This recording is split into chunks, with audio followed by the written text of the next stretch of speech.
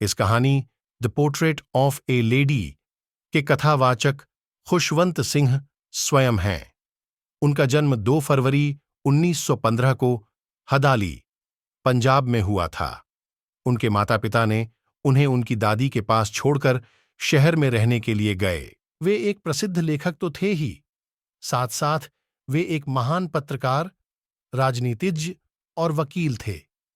उन्होंने अपना लेखन कार्य 1976 में शुरू किया था, जब उन्होंने ट्रेन टू पाकिस्तान उपन्यास लिखा। वह 20 मार्च 2014 को इस भौतिक संसार को छोड़ आजकर स्वर्ग चले गए। कहानी the portrait of A lady में खुशवंत सिंह ने अपनी दादी की एक ग्राफिक कलम चित्र का वर्णन किया है। जब वह छोटा बच्चा था, तब वह और उसकी दादी अपने गांव के घर में रहते थे। वह एक धार्मिक महिला थीं। वह हमेशा मौन प्रार्थना में अपने होंठ हिलाती रहती थी। होठों पर प्रार्थना और हाथ में माला लिए वह मर गई। आइए अब कहानी में प्रेम, भक्ति और भावनाओं के बारे में पढ़ते हैं। लेखक ने कथा का प्रारंभ अपनी दादी के सुगठित वर्णन से किया है। वह अपनी दादी को एक छोटी मोटी और स्वस्थ महिला के रूप में याद करते हैं, जो थोड़ी सी कुबड़ थीं। उनके चांदी जैसे बाल उनके वृद्ध चेहरे पर बेतरतीब ढंग से बिखरे हुए थे। वह सफेद कपड़े पहनकर पूरे घर में घूमती रहती थीं। कूब डू डीएच के कारण उनका एक हाथ कमर पर टिका होता था, जबकि दूसरा हाथ माला जपने में व्यस्त रहता था। लेखक उन्हें बहुत आकर्षक नहीं, बल्कि हमेशा खूबसूरत मानते हैं। वह उनकी शांत अभिव्यक्ति की तुलना सर्दियों के मनोरम दृश्यों से करते हैं। लेखक लिखते हैं कि वह उन्हें सुबह सुबह बिस्तर से उठाती थीं, उनकी लकड़ी की स्लेट को प्लास्टर करती थीं, उनका नाश्ता तैयार करती थीं और उन्हें स्कूल लेकर जाती थीं। स्कूल से घर लौटते समय वह कुछ रोटियां गली के कुत्तों को खिलाती थीं।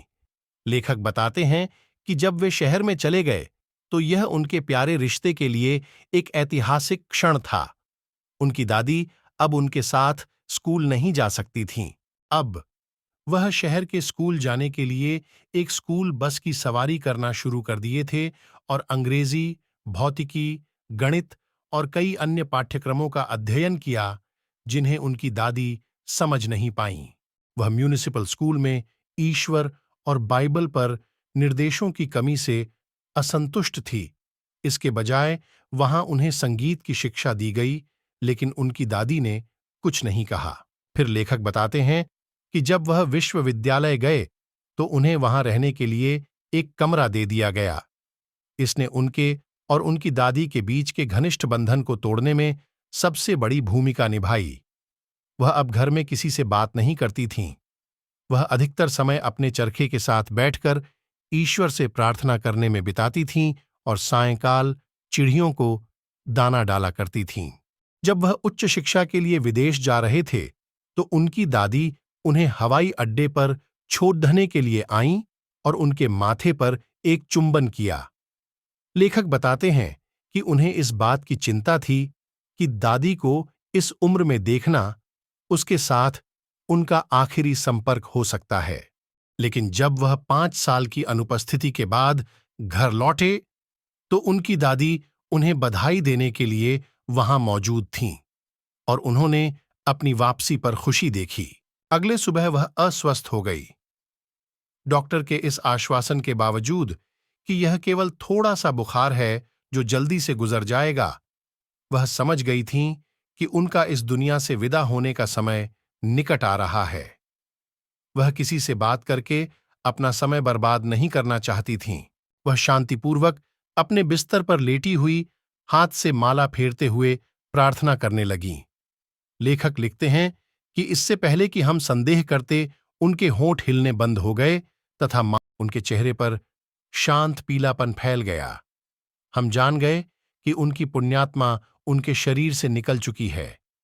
वह पक्षियां, जिन्हें वह दाना डाल रही थीं, हजारों की संख्या में आकर उनके शव के चारों ओर बैठ गईं और उनके निधन पर शोक व्यक्त किया।